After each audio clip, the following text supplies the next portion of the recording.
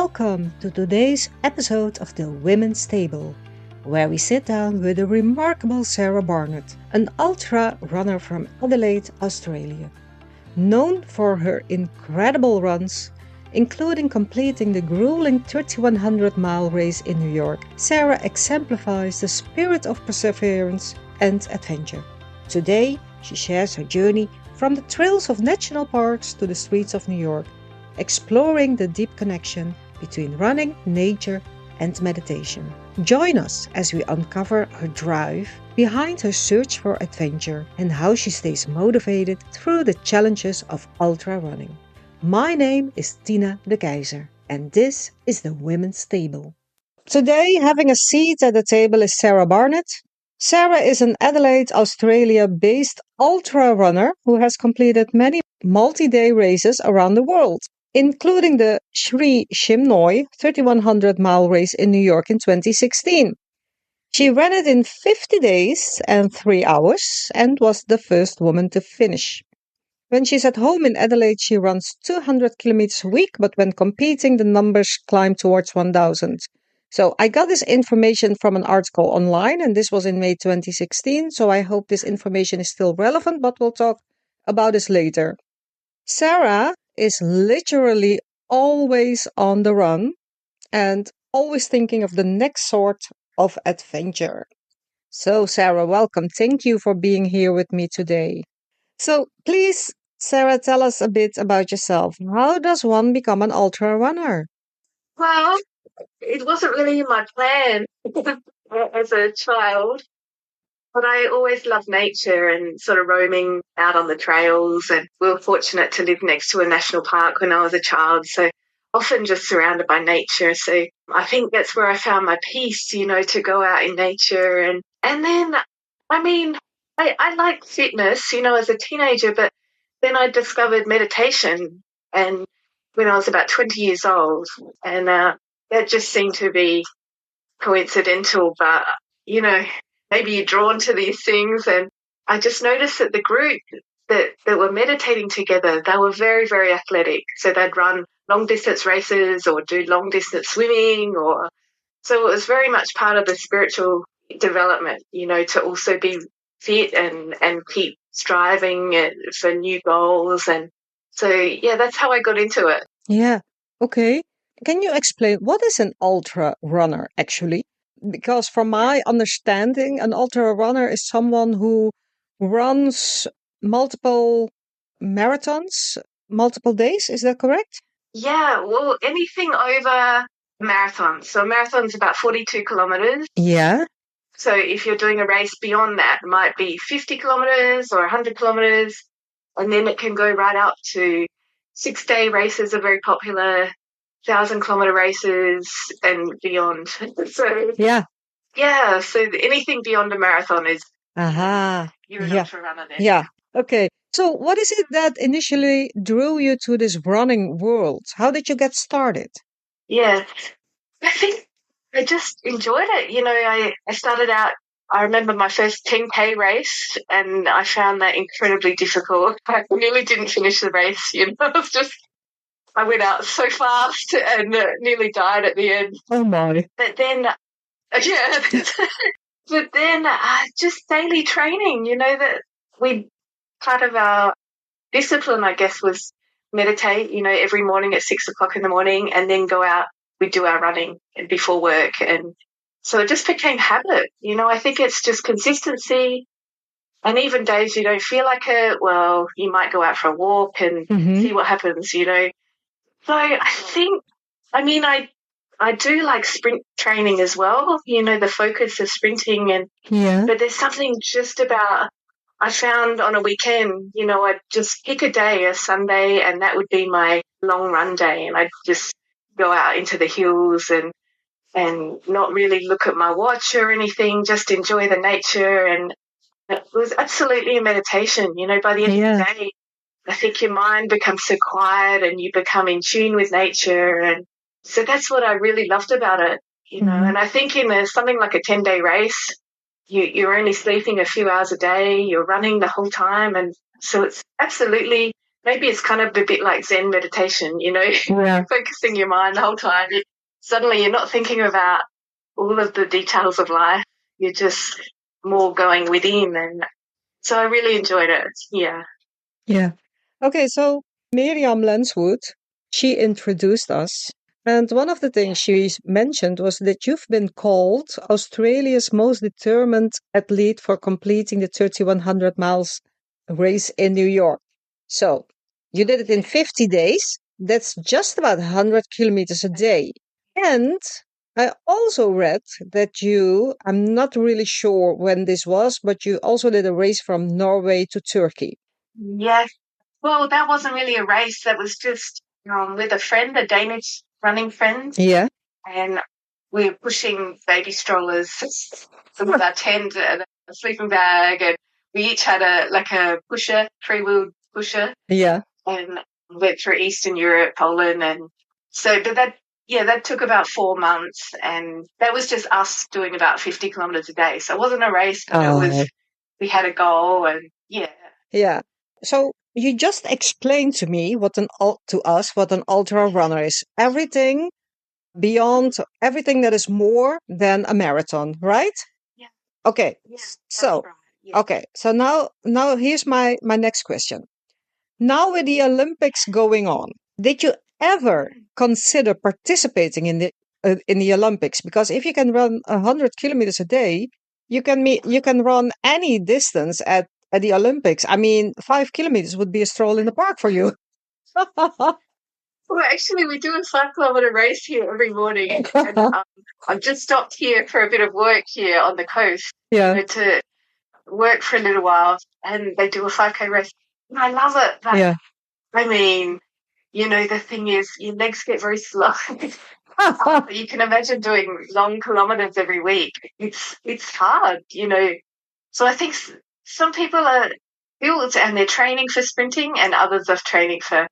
I actually saw an interview with Carl Lewis, Yeah. and he said, okay, I can run 100 meters, but you asked me to run a marathon, I would be useless. I would be at the back of the pack. Yeah. I think everyone's got their niche, Yeah. whether it's long Yeah. distance or sprinting or, Yeah. yeah. Yeah, I get it. So there was never any any urge. Debate. Actually, there's a lot of runners are trying to see whether we could look at like a 100-kilometer race into the Olympics, or Oh, taking skateboarding and all sorts of things. yeah. So people have been pushing it every year. Like, why don't we have a longer race, even if 80-kilometer race, or Yeah. but then the origins of ultra running is probably also from Greece. These Spartan warriors and that they would often run 200-300 kilometers across the mountains to carry messages, and that's Uh-huh. they were never in the Olympics, but that was a thing. It was more of a spiritual discipline for them. Yeah. And they, there's stories about great warriors running 500 kilometers. And so I think that's probably the origins of the really long, journeys on Yeah. foot. Yeah. So, yeah. Yeah. Maybe it's not an Olympic event. I don't know. Yeah. You just mentioned two things that I think are really quite interesting. Well, the last time we talked, you said that this urge to run is also about dealing with this modern world. And you just mentioned that running is also some sort of meditation. Yeah. So I find. How come? Because I think meditation, the traditional view of meditation is, sitting cross-legged. yeah. But really, I think anything in life where your mind is really focused and after some of these races, you just feel everything in the world is beautiful. Yeah. Mind is shut down, and your heart comes forward, I think. And to me, that's a form of meditation. Whether you can find that in any, athletes talk about being in the zone when they can't feel anything but the activity and being completely, in tune with nature. And so, yeah, I think that's a form of meditation for Yeah. sure. Yeah. Okay. So back to the races. How do you prepare yourself physically and mentally for a race? By meditating, perhaps? Yeah, that's absolutely part of it. You know, I think every runner has a different way of preparing. For me, I would really enjoy just putting in the long distance every day, that I go to work and then go out for a 3 or 4 hour run after work. And Okay. I don't mind doing the distance. Others are, no, they might run 1 or 2 hours a day to prepare. But yeah, everyone's got a different way. And I'm certainly getting slower now and a little bit not quite as nimble as I used to be. So, Oh my. I'll also mix it up with a lot of walking now. Yeah. In the evening, I'll more walk than run. So, yeah, I think you just adjust, Yeah. different phase of your life. Yeah. Yeah. Yeah. Yeah. Understand, but I was just going to say, probably at my peak of my running, I would also, I might go to a sprint training session with other people and then mix it up with my own long distance running. So you get different types of running, but training. Yeah. yeah. And how long have you been running now? How many years? 20 years? 30 years? Yeah, probably seriously like 25 years, I think. Yeah. Yeah. Yeah. Yeah. Yeah, maybe 30. Yeah. Yeah. Yeah. And could you share one of the most memorable or transformative experiences you've had during these runs? So I don't mean a challenge, but an experience, like that you got home and that you thought to yourself, oh my God, I cannot believe this happened to me. Well, I think there's so many, and it can be in a just early morning training session, that you're running on the beach and you just feel completely at ease with the world, But I guess the 3,100 mile race, that was probably just the most intense experience Mm-hmm. and fully focused. You'd be at the start line at 6 in the morning and you'd have till midnight to run, and that was in the middle of the heat of the New York summer, and so it was so difficult, but so yeah, that was a really intense meditation, that whole Yeah. race. Yeah.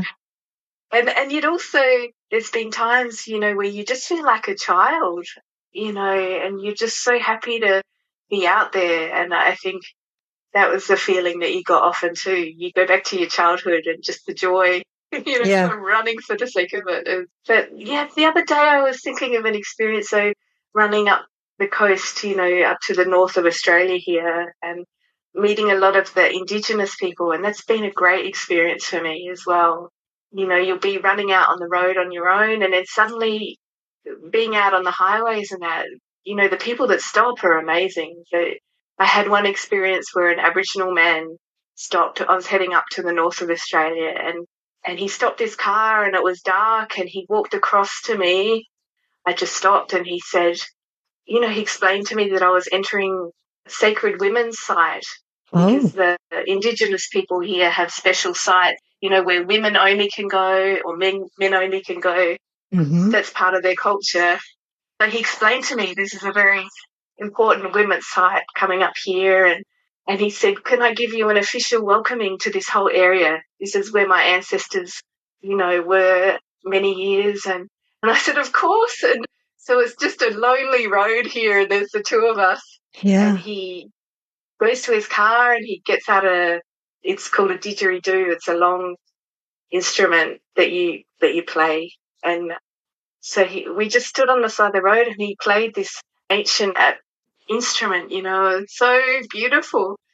And he said, just close your eyes and feel the earth, and I'll give you an official welcoming to this area. And that moment, I just thought, well, you couldn't plan for any of this. It just happens out on the road.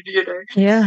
And the Aboriginals, often they'll talk about the ancestors of the area and the spirit world, and they call it the dream time. And it's like an inner world that we can't see with our eyes, but it's helping sort of the world in its processes. And so, yeah, I think that we've got so much to learn, Yeah. from all the different cultures and Indigenous beliefs. And yeah, it was amazing. Yeah, I can imagine. I can imagine. Yeah. Back to Miriam, because Miriam is also living in nature, in the wilderness. Yeah. So, what do you think are the differences and the similarities between Miriam and you when it comes to living in nature? Oh, well, I actually haven't read Miriam's book, but we've spoken, and I think a lot of her story I can relate to for sure. I think when Miriam and her husband decided to go out into the wilderness, well, I think they were going out to the wilderness, and then they'd come back for a while into the modern world, and just how she spoke about it was almost like pulling them to try this, to and the grief they felt when they left the wilderness to go back to Yeah, the modern world. And yeah, that's what I could relate to. I think I had that feeling even in as a teen. You'd go on a big trek somewhere in the wilderness and have to come back to work or to study, and suddenly you're back into this mental world where all the human systems and it can be a shock, coming back from something so pure and then having to come back. yeah, But that's what I could kind of relate to for sure. yeah, But I think they're on their own different path, and I admire it so much because I still I'm living in both worlds. I still go to the supermarket, yeah, and they're hunters and gatherers, and really, yeah, very self-sufficient. yeah, It's difficult to do in this world. yeah, Yeah. yeah, yeah. I agree. I agree. Do you ever miss living in the city? Do you think maybe when you grow older that you will move back to the city? I don't know what the future holds actually. That's true. Things in my life have kind of happened, and some things you can plan for and some things you No? can't plan Yeah, for. So true. yeah, I think at the moment, I mean, I'll just pass through a city and I'm very happy to get out of it. I'm pushing my stroller and think, yep, that was nice, but now I thank God I'm into the country again. Yeah, But yeah, I really can't say. I have different ideas that perhaps I'll be doing this for a few years, and then I've been reading up a little bit about organic farming, and there's something to be said for living in a community as well that have spiritual values and are sort of doing things differently. So maybe I'll be drawn to that as well. I love being on my own. yeah, I love solitude as well, but yeah, I think there's a time to be in community also. yeah, Yeah. yeah. And the other day you sent me this message, and I would like to ask to quote you if that's okay with you. You mentioned that I'm thinking lately, though, that action speaks louder than a million words. Especially, I'm thinking with environmental issues. Often I hear scientists and politicians talking and talking, but who is changing their lifestyles? Who is out there planting the trees? So, who do you think should be changing their lifestyle? Who should be planting the trees? What do you think? Gee, that's a hard one. I mean, I think ultimately we can only really change our own life, and Yeah, hopefully it will inspire others. But I guess, I guess definitely from the political world, and yeah, also I listen sometimes to local radio here and the scientists, and they're very much doom and gloom, about the climate, and which is fair enough. They have the statistics of what's happening with the climate, but then I think these same people might be driving off in their $150,000 car to this yeah. nice big house, and I Mm-hmm. think, well, I think there has to be more of a balance, and maybe our goals shifting. Yeah, But it's a free society. We can't force our values onto people. I think, I'm inspired by people who are volunteering, going out tree planting, yeah, and yeah, I think there's a lot of big systems in the world, whether it's big chemical companies or the way medical science is going and the big digital world. And they have so much power and money, and mm-hmm. I think influence. Yeah, But there is a change in feeling, and I think people are losing a bit of faith in the big corporations and looking for different ways. yeah, I think there's a different change in consciousness. At least people are aware of it and they're thinking, wow, there could be a different way to live, and maybe we don't need to take that big salary job. We can yeah. live a bit more simply.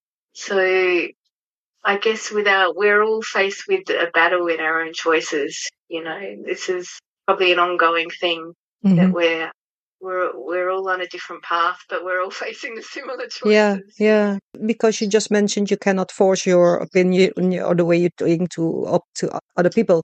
So, what could be another way to reach out to people?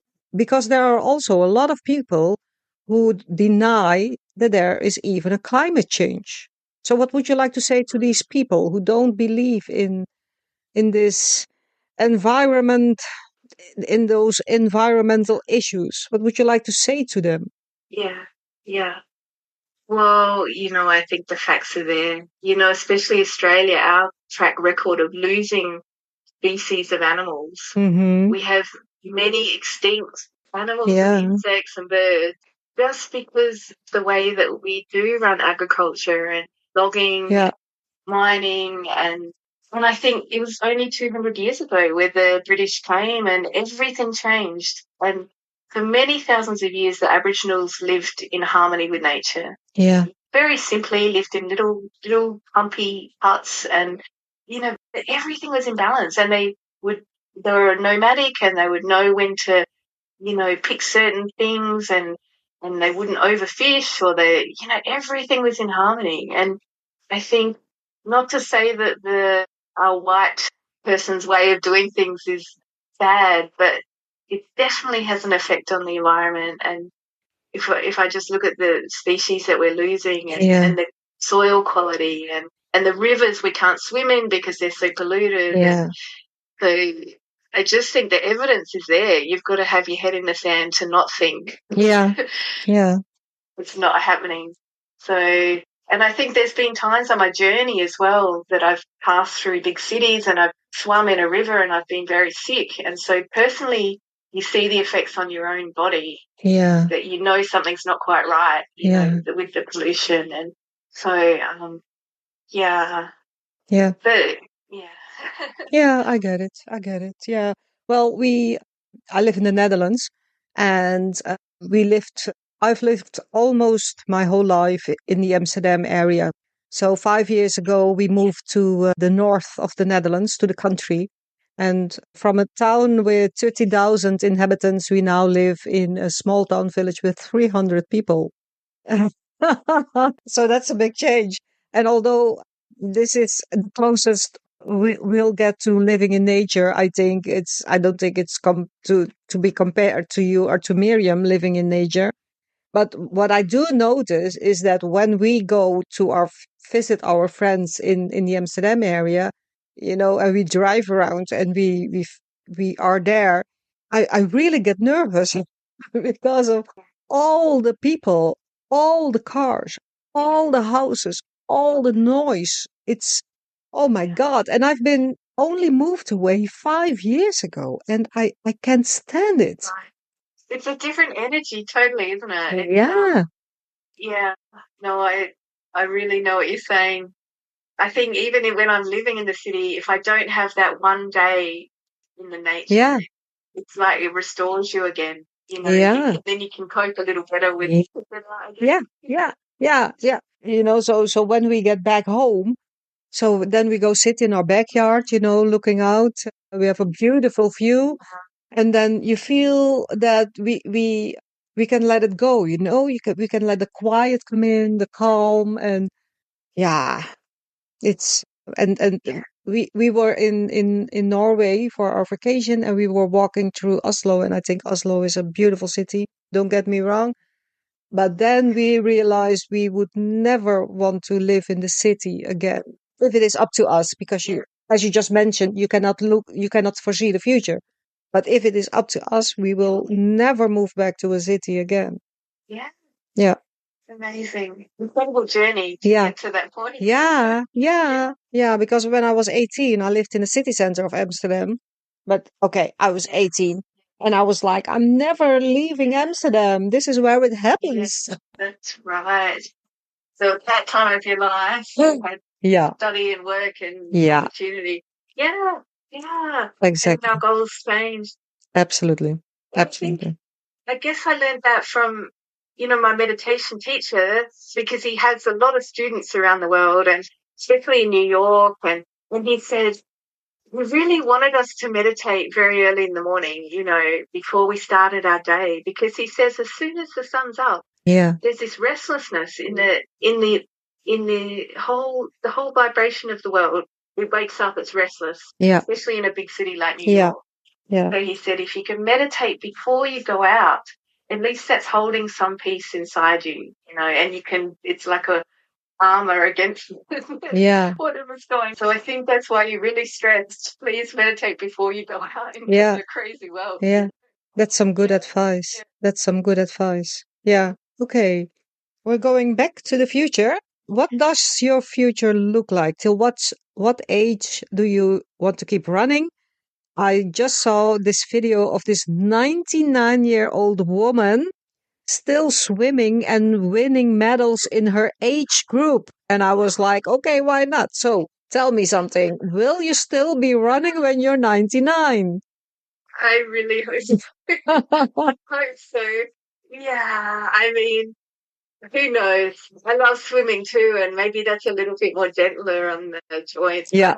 I think if you're consistent, you keep your body fit, and so much is in our mental attitude. I know some people in the 80s who are still running 6-day races, and oh my, their heart is like an 18-year-old, just their enthusiasm for life. Yeah. And then I know other people who have lost that, so I think I'm working on my attitude as well, because if we can keep that childlike energy, or just finding joy in the little things and our daily little training run, or Yeah. this is so important, that attitude, that you can still set new goals no matter what age you are. Yeah, I agree. I agree. So, are there any big plans? Are there any big races in the near future you are going to participate? Well, actually, I did a 6-day race in France earlier this year. Just had a quick trip over. So I found a cheap airline ticket with a Chinese airline, and I went over to this 6-day race in France. And we do have a 6-day race here in Australia. So finding the logistics of flying to it, where I might be out in the outback somewhere. Yeah. But my next goal, I'd really like to go. I haven't seen much of New Zealand, and that's exactly 5,000 kilometres around both islands. And I have this in mind, that I'd like to, branch out from Australia, maybe go and run around New Zealand. And then, we have some beautiful places in Asia like Bali. And so I'm thinking the future might mean I'm leaving Australia a bit more and just taking my stroller over. And Yeah. it's a good way to see places, because you're slowing down. I think in a car you miss a lot of things. Yeah. So when you're on foot, you see the nature and you meet the people, and so it might be a good opportunity to branch out a little bit. Yeah. Okay. So, wrapping up, Sarah, I would like to ask you, what is your message to the world? What would you like to say to people, to our listeners? What would you like to share with them? What would be your message to them? Yeah, that's always difficult, because I'm trying to get my own life organized, and so I often don't like giving advice to other people. But I would say, with our material goals, I mean, often we're brought up from a child, setting our material goals, that we're striving for this degree, this house, this this overseas trip. And I would say there's an inner world, there's an inner existence, and often we're looking outside of ourselves for satisfaction. But I think real happiness, we have to also look within. And I think I'm learning to do that, to make life choices first, to try and go within. And that's part of my spiritual life. I mean, I do believe there's a higher power, whatever you want to call it, God or nature, and so much of my life I'm very headstrong, with all the running, and I like to make my own independent choices, but I'm learning to, I suppose, always turn within as well and use my meditation as a way to figure out if I'm on the right track, if I'm heading in the right direction. Mm-hmm. I don't know. That's a long way of saying. Yeah, I think that's the message. Yeah. I think each of our soul has a different purpose, so we can't say what I'm doing is right for somebody else. Mm-hmm. I can't say that because we're all here for a different different purpose. Yeah, a different. And we're all living. If we can all blend that, yeah, our skills and our talents are all different, but our soul, I think, the innermost part of us does know what we're here for. Yeah. So if we try and listen to that, and it's very difficult because we get so many messages, from the media, from TV, from our friends and our family want this from us, and so maybe to spend a little time each day just focusing on our own inner life. Yeah. Yeah. Okay. Thank you. Okay. Yeah. Well, I still have one more question. So people are listening to our episodes and they think to themselves, "Oh my, this is what I'm going to do. I am going to become an ultra runner." So, what advice would you like to give to someone interested in ultra running? And that is the first question. And my second question, and that is really my last question, I promise. What legacy would you like to leave in the sport? Do you hope to leave? Well, the ultra running start out slow and start out gradually. I think, that's people run into problems with injuries and that. If they say, okay, I'm going to run a marathon, I'll give myself 2 months training. And I think, if you're setting a goal, maybe give yourself 6 months and say, I'm going to work up slowly. And because the body gets stronger, and the mind gets stronger. So start slow and set a 10K race and then a marathon, and then you might go to a 24-hour race. And not necessarily races. You might just increase, say on a Sunday, I'd like to run 30K this week, and then the next week I'll try a little longer. And yeah, what's giving you joy in your training as well is important. And maybe mix it up as well. I've learned that yoga and swimming and doing different activities is very helpful too. And I think gratitude is another thing that I'm learning. When I get a bit down in my running and I feel like I'm too slow, or just remember gratitude for even being a runner, that if you carry that gratitude, that helps. Yeah, definitely. Yeah. And that legacy, oh my God, I don't even, legacy.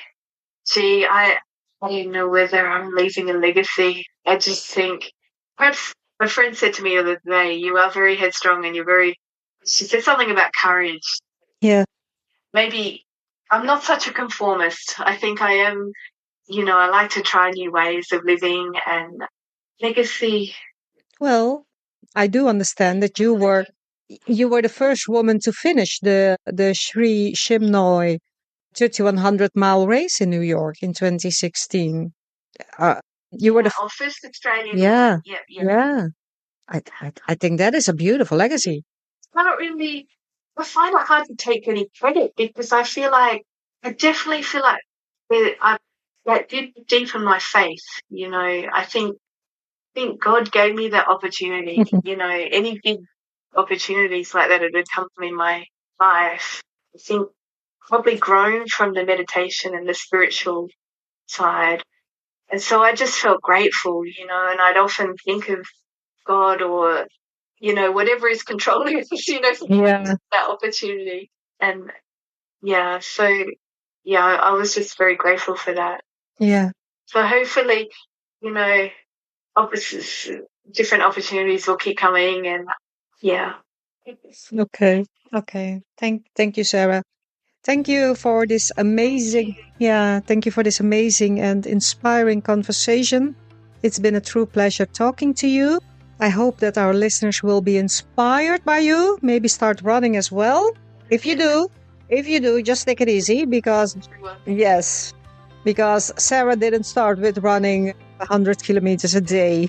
So, Absolutely. yeah. So, what I would like to say is exercising is really important. It's never too late to start. And the only way to keep going is to keep moving and love what you're doing. But whatever you do, just keep moving. Yeah. Thank you, Sarah. Thank you very much. Yeah. Thanks for the opportunity. Thank you, Sarah, for sharing your incredible journey and insights with us today. Your dedication and passion for ultra running not only inspire but also remind us of the profound connection between physical endurance and spiritual resilience. I hope our listeners feel as motivated as we do to embrace challenges and seek adventure in their own lives. In the next episode, I'm having a conversation with Rubian Kalaikan. We'll delve into several controversial topics, including ADHD and autism in women of color, as well as racism and poverty among middle-aged divorced women. Thank you all for listening. My name is Tina de Keyzer, and this is the Women's Table.